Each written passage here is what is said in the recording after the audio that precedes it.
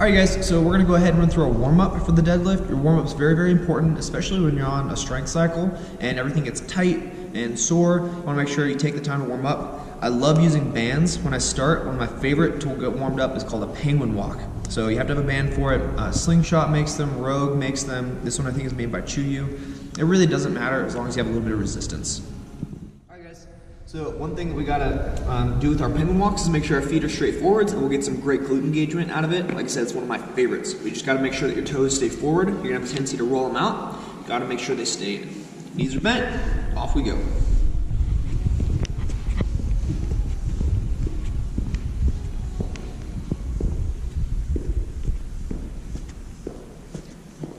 So another one that we're going to use is a hamstring kickback. When I have the band on, I like to do these single side. So I'll usually grab something like a post to stabilize off of. I'll put my base foot right in front of the post. My other foot I'll pull behind, make sure so there's some tension throughout the entire movement. I'll pick back, 2, 3, 4, 5, and hold. Keeping a slight bend in this leg. So every hold will count for 1, and I usually go for about 5 to 8. And then we'll go ahead and we'll switch, we'll hit our other side once we've gone through them. Alright guys, so another one we want to do is I like to go out, kind of stretch everything out and get some more blood flow to our glutes and other parts of our legs. So I'll go ahead and stabilize, I'll make sure we have a little bit of space in between, and I'll be kicking out to the side. I usually go for 5 or so and hold, just like we did with hamstring kickbacks. And we'll hit both sides, usually hit about 5.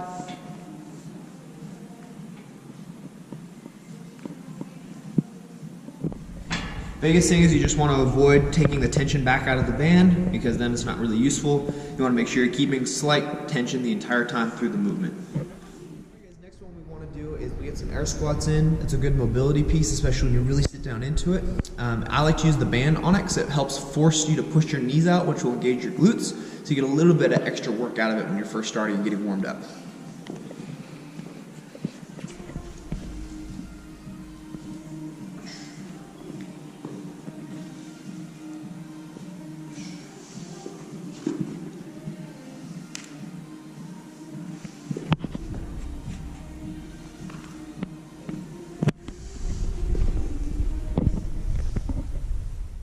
So another one that we really want to make sure we have warmed up is our lats and our upper back. And one of the best exercises that I find for warm up is I'll do a couple sets of wide grip pull-ups usually. I mean, you can go close grip. I find when you go wide grip, you get a little bit more of engagement out of your lats.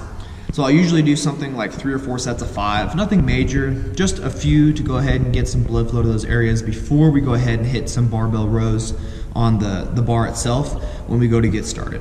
So we'll go ahead and hit some of those.